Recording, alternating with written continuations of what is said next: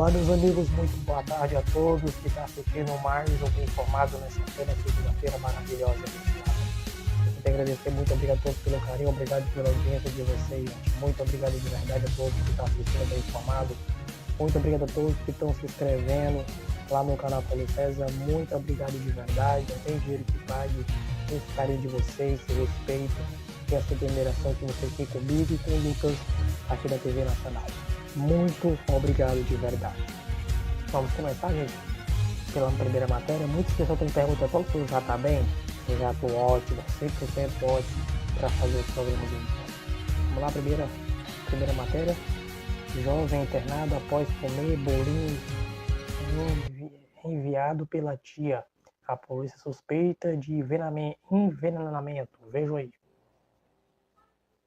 A informação inicial é de que ela pegou as coisas delas, colocou dentro de uma mala e fugiu com medo de represálias. Porque as informações que chegaram até o momento para a Polícia Civil é de que essa mulher teria feito então esses bolinhos, ofereceu para a família, o irmão dela aceitou e ela levou esses bolinhos, 6 bolinhos de aipim.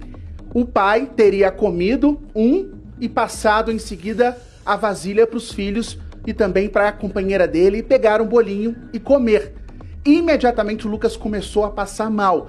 Agora a informação que chegou pra gente é que ela teria então, metido o pé, fugiu daqui da cidade, ninguém sabe pra onde que ela foi e nem tem informações. Inclusive, Dani, ao meu lado tá aqui a delegada Liliane Doreto, que é responsável por esse caso. Eu já começo perguntando pra ela, doutora, essa mulher, a gente tem ideia de onde que ela foi? Perdão, de onde ela teria saído e para onde ela foi, e se tem alguma participação de parentes que poderiam ter ajudado ela nessa fuga. Lembrando que ela ainda não é procurada pela polícia, não tem algo formalmente, mas ela é suspeita porque foi ela que fez um bolinho que supostamente teria sido envenenado, né?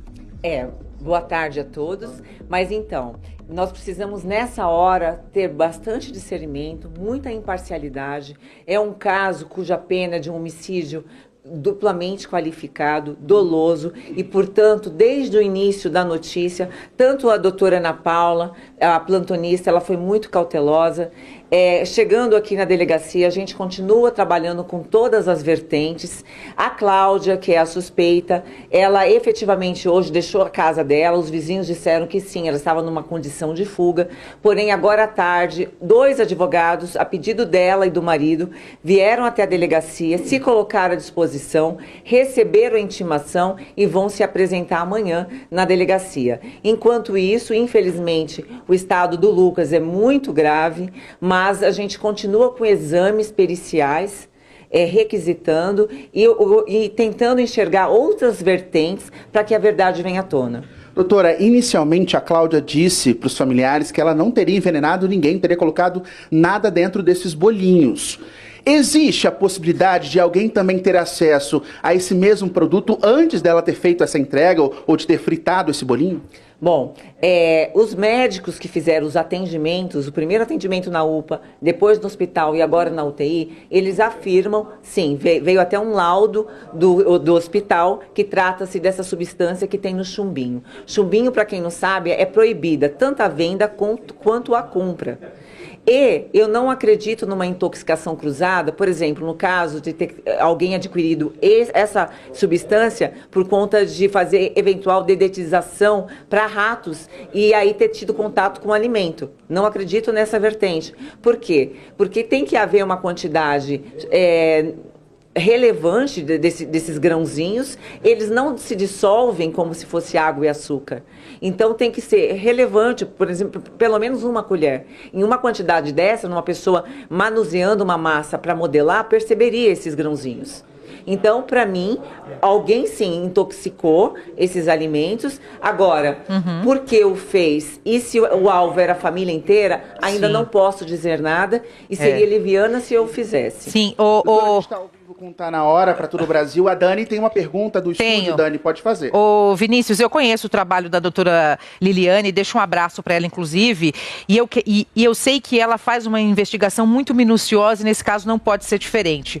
A gente está tratando o caso com muita delicadeza, no sentido de acusar essa tia, mas por ela ter sumido, colocado coisas na mochila, ter saído de casa, chama muito atenção e traz, claro, para a polícia esse clareamento para uma suposta pessoa suspeita. Por quê? Eu quero saber o seguinte, se a doutora Liliane se a delegada já tem informações se essa tia morava com o Lucas nessa mesma casa, e eu ia fazer essa pergunta se outras pessoas também não ingeriram o mesmo bolinho, se ele morava sozinho. O que a polícia já sabe da dinâmica entre essa relação entre essa tia e o Lucas?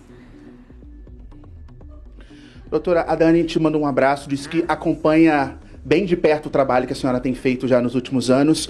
E a dúvida dela é o seguinte, outras pessoas, como a gente sabe, já teriam ingerido esse produto, ou comido o bolinho mesmo. A gente tem uma informação de que o pai teria passado mal na tarde de hoje. Como é que era essa relação da tia com essa família? Já que a gente tem visto que outras pessoas começaram a passar mal diante desse cenário todo que aconteceu. Bom, eu requisitei exame toxicológico para o pai, para a mãe e para o irmão. O pai, eu acredito que ele esteja passando mal por questões psicológicas, pelo abalo de ver o filho nessa situação. Porque a única coisa que ele relatou imediatamente após a ingestão do bolinho foi a língua cortada. Ele disse que até agora, quando ele toma água, ela queima. E quanto à mãe, aquilo que eu disse, urina escura e dor de cabeça. Isso sim é compatível com sinais de intoxicação. A relação dessa tia com essa família, a gente tem um histórico que era bastante conturbada, né? Ali é uma situação muito conturbada. O padrasto, que é Edmilson, ele tem muitos problemas com os enteados, tanto que somente o Lucas e o Thiago moram com ele. Quanto a Cláudia e Edmilson, também há uma conturbação, há muitos problemas, vizinhos têm muitos problemas com a Cláudia também. Então, veja, está muito obscuro ainda. Eu preciso trazer à luz todos esses elementos para tentar explicar e elucidar esse crime. Doutora, uma última pergunta para a gente encerrar nossa participação. É possível confirmar que ela é a principal suspeita deste ato, porque as informações e as ações que estão sendo tomadas indicam para isso? Há uma série de condutas que ela vem tomando que levam a crer que seja ela. Mas enquanto eu não tiver elementos robustos, eu não posso fazer essa afirmação. Doutora, muito obrigado pela sua participação. Dani, Palumbo, alguma pergunta para a doutora aqui do lado? Se a tia fez isso, realmente que ela é suspeita. Se ela tiver feito isso, ela vai pagar muito caro, hein? Vai pagar muito caro nessa terra. Pode ter certeza disso. Pode ter certeza disso. Vamos para a próxima, produção. Apresentador de TV é assassinado com furadeira no interior de São Paulo. Vejam aí. Vamos começar o nosso programa aí, Fiscal do Povo. Um colega de profissão, Luiz Brito, era bastante conhecido no interior de São Paulo por apresentar o programa Fiscal do Povo. O programa de televisão era veiculado pela TV Japi. Muito obrigado pela participação de vocês aí. É o Luiz Brito, Fiscal do Povo, mostrando aí as necessidades. Engajado em pautas sociais, Luiz Brito teve uma vida envolvida na política e nas cobranças de serviços à população. Eu conversei com uma das pessoas aí dentro, da secretaria, que a parte da calçada é o município. Mas o fiscal do povo foi atacado justamente enquanto trazia roupas para o filho de uma amiga. O Brito veio até a sua casa com a filha dele de 11 anos, que é amiguinha do seu filho de 12. Isso, trazer uma malinha com as roupinhas. E o meu marido estava instalando uma lixeira lá fora. Aí começou uma discussão. Kelly conta que era uma amizade de 20 anos, mas que acabou em morte por ciúme. Aí começou aquela confusão, a discussão, o ciúme, o Brito, né? Ele começou a falar umas coisas. Aí eu peguei ela e dei para minha mãe. E tentei apartar, mas não consegui. Com muita tristeza no coração e muito abalada, eu venho passar para vocês que, infelizmente, o meu amigo, companheiro, irmão Luiz Brito veio a óbito O atual companheiro dela, Yuki Costa, estava instalando uma lixeira na frente da casa da família e usava uma furadeira quando uma discussão entre eles começou.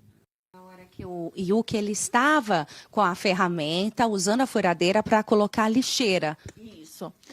Só que o Brito falou que estava em ligação GM. Estou em ligação em GM, vereador não, assim, candidato, ajudou a população. Sim. Ele é mesmo. Isso é verdade, é mesmo. Aí aconteceu isso.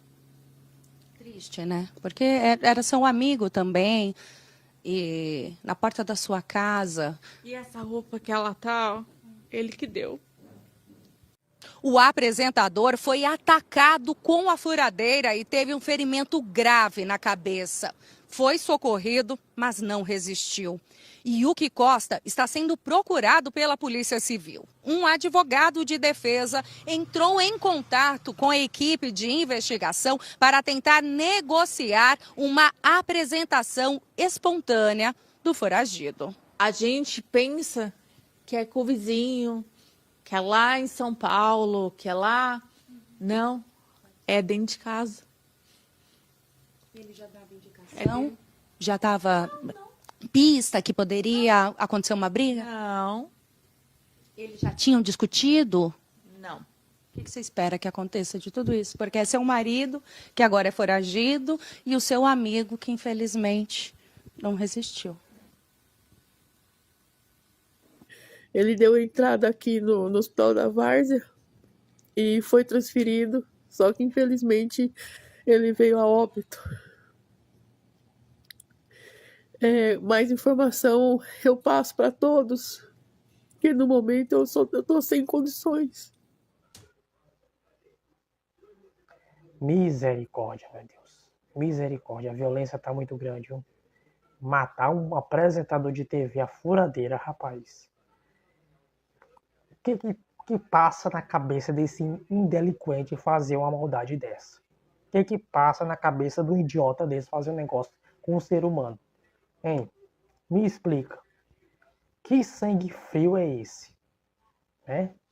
Parece que só pode ser um doente mental fazer isso com um ser humano. Matar a furadeira. Meu Deus do céu.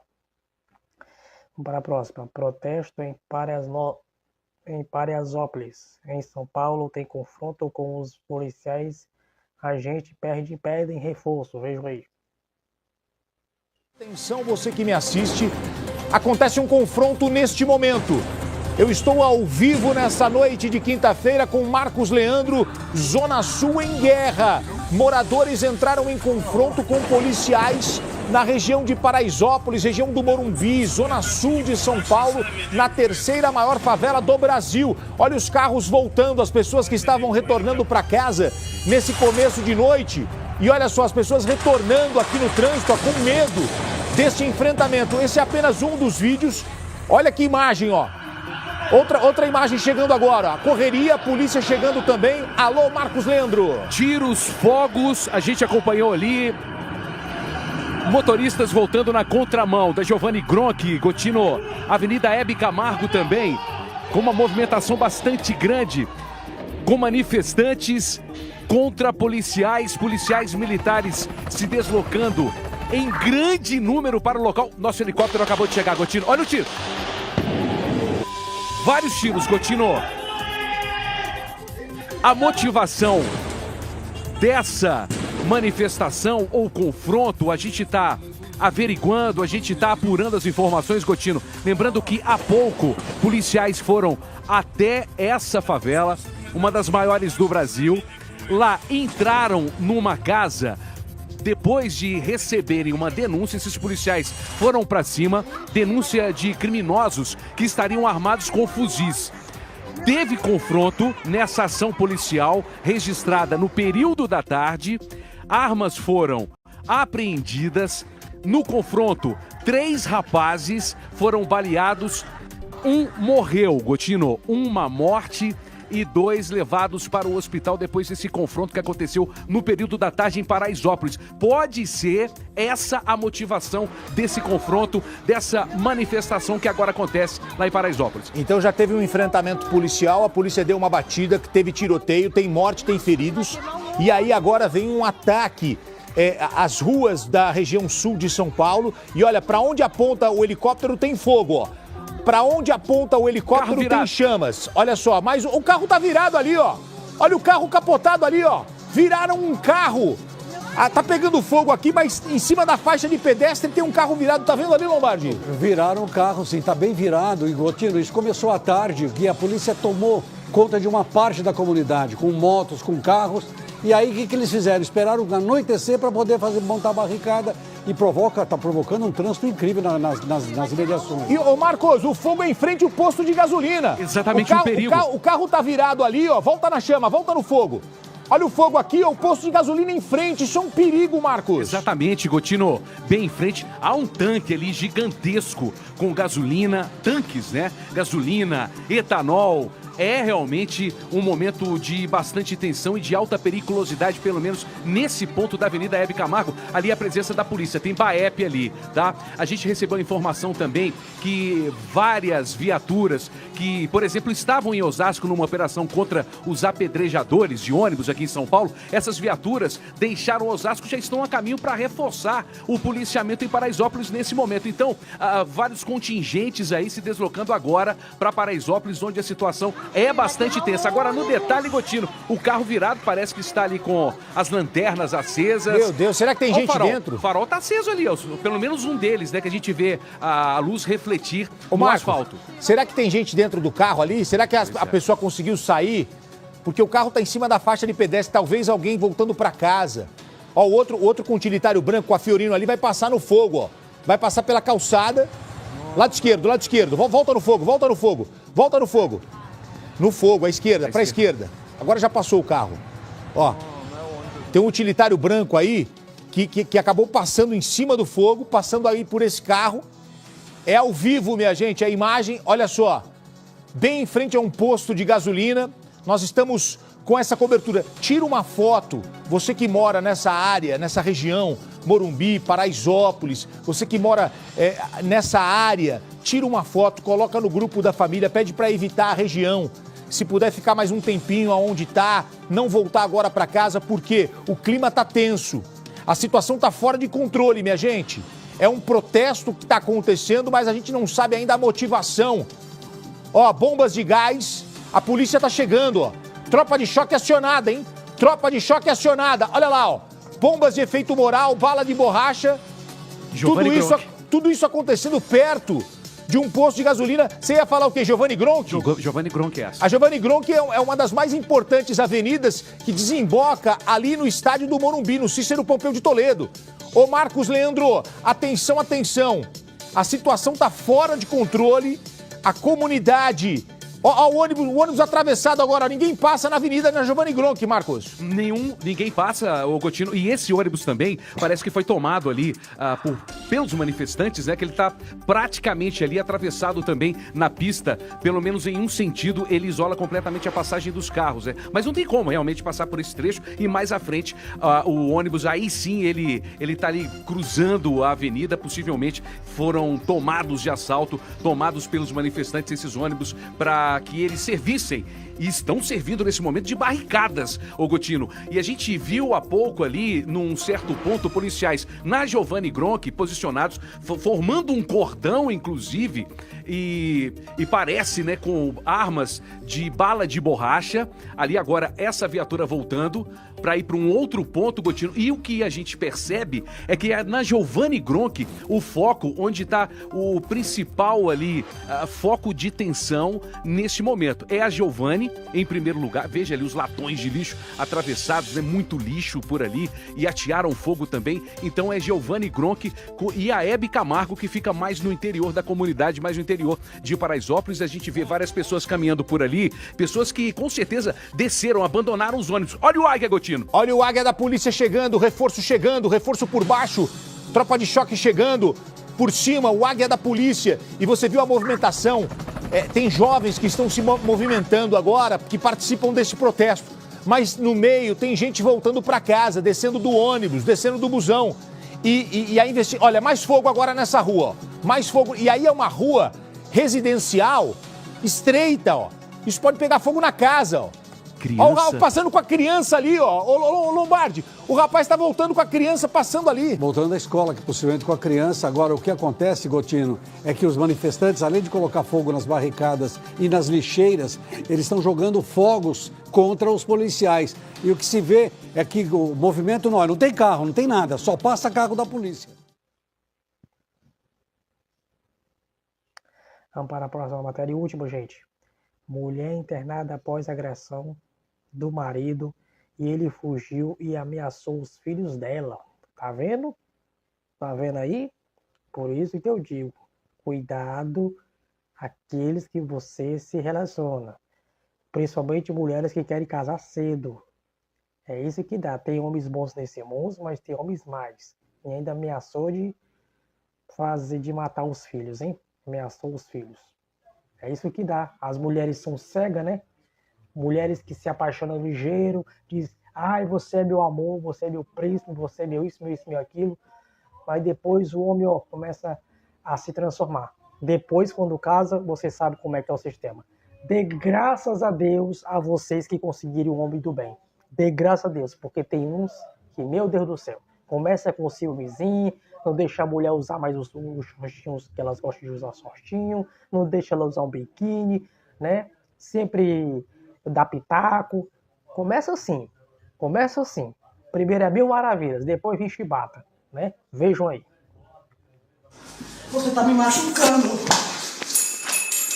A câmera posicionada no sofá da sala registra o que Juan já não escondia de ninguém. Só porque eu pedi pra ir com você. Cenas assim de violência aconteciam também no meio da rua, na frente de testemunhas. Mas Rafaela não se sentia segura nem para pedir socorro. Toda vez era essa tortura, toda vez era em casa, era no meio da rua, não tinha lugar adequado para ele bater. Em qualquer lugar ele batia, ninguém fazia nada. É do leito do hospital que Rafaela relata como foram os últimos 7 anos vivendo ao lado de Juan. As fotos são de uma sequência de agressões ao longo do relacionamento. Ela já teve o cabelo arrancado, o braço perfurado por golpes de faca e precisou passar por uma cirurgia na cabeça depois de sofrer uma queda que a deixou desacordada.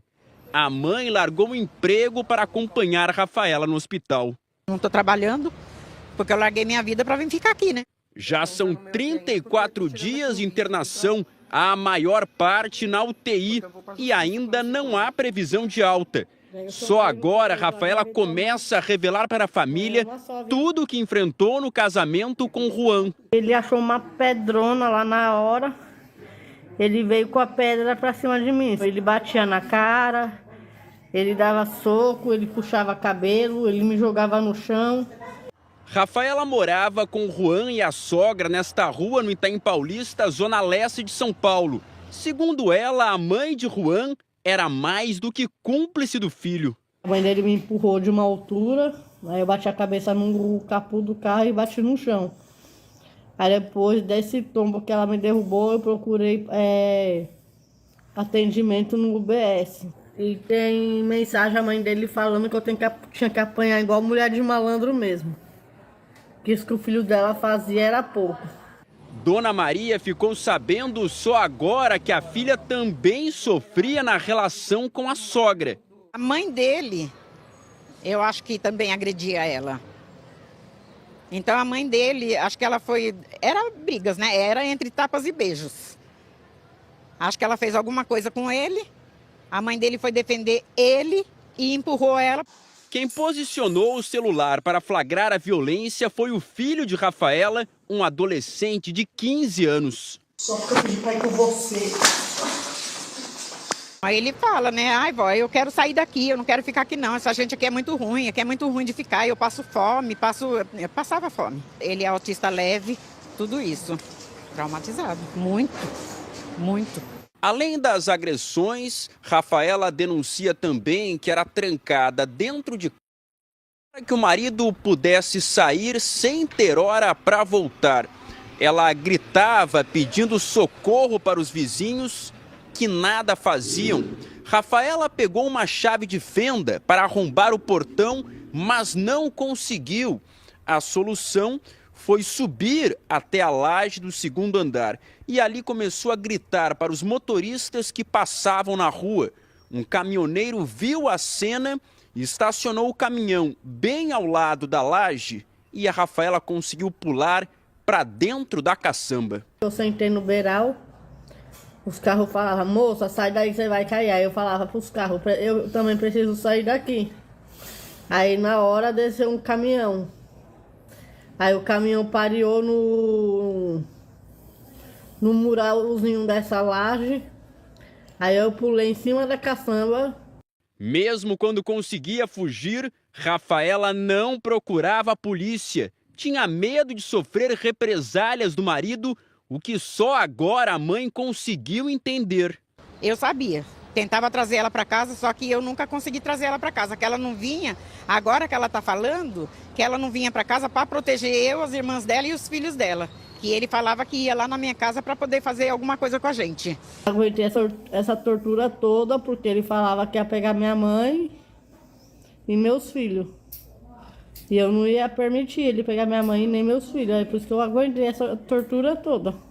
Este boletim de ocorrência foi registrado pelos crimes de lesão corporal e ameaça, no contexto de violência doméstica. Só que não houve flagrante e Juan responde em liberdade. Ele está impedido de acessar o hospital onde Rafaela está internada, mas Dona Maria teme pela segurança da filha quando ela for finalmente liberada pelos médicos.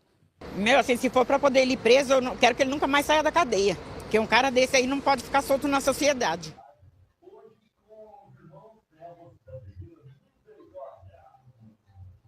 A única coisa que eu digo para essa família, cuidado, hein? Cuidado. Cuidado. E peça a proteção de Deus. Peça muita proteção de Deus. E eu peço aqui um apelo a todas as mulheres de todo o Brasil. De todo o Brasil, digo logo assim. Mulheres, quando vocês namorarem, começa assim com namorar. Demora mais para poder casar. Não casa agora não, demora mais. Primeiro, vê as atitudes dele, veja como é que é a família dele, vê se realmente é uma pessoa boa, né? Perceba, não se entregue assim do nada. Porque quando a mulher já casa, vou casar, ele é o homem da minha vida, eu amo ele é meu príncipe, ele é meu tudo, ele é meu chocolate, né? Mas quando casa, aí vem, chama de véia, vagabunda, tudo que não presta. Eu tô mentindo? Eu tô mentindo? Claro que não tô. Nos primeiros dias é mil maravilha, depois é chibata. Sua burra, sua lenta, sua lerda, não sabe fazer nada que preste. Não é isso que vocês recebem? Não é? No dia de hoje, né? Vocês estão mil maravilhas no namoro. Aí, flores, eu te amo, minha princesa, essa é minha gatinha. Mas quando casa, quando se transforma, né? Mulheres, tem homens bons nesse mundo. Graças a Deus que vocês conseguiram o homem da vida de vocês, o homem que cuida realmente de vocês. Mas eu tenho mais pena é daquelas mulheres que sofrem na mão daqueles que não querem uma coisa séria. Só quer maltratar, só quer judiar, só quer esculhambar. Na hora de fazer é bom demais. Mas também na hora de assumir, quando vê que a mulher tá barriguda aí, ou você tira, ou eu não fico com você. Ou você sai da casa dos seus pais, ou eu não fico com você. Não é verdade? Né? Então tá aí. Não segue os conselhos de mãe. Às vezes a mãe dá conselho pro bem. Aí a filha sempre diz, não, deixa, eu não gosto que a senhora se meta na minha vida não, a senhora só me bota lá e pra baixo. Não é assim? Escuta os conselhos das suas mães. Escuta os conselhos dos seus pais para depois não quebrar a cara. Para depois não quebrar a cara. Porque o que eu digo aqui, eu sei o que eu vejo muitos casos por aí. Nos Instagram, mulheres sendo agredidas. mulheres sendo espancadas, mulheres sendo judiadas, mulheres chamadas de tudo que não presta. Eu sei porque eu já vi casos por aí, e sempre vejo. Agora o que eu acho mais lindo é quando eu me agarro com a mão agarrada com a mulher, compro um sorvete, compro uma pizza, fico os dois juntinhos no sofá, namorando, a coisa mais linda do mundo. Isso que eu gosto de ver. Mas homem que bate mulher, pra mim, é covarde. É um baita de um covarde. Quando ele estiver na porcaria lá de baixo, quando estiver penando, vai pedir socorro a quem? Amor, me acuda, amor, me ajuda.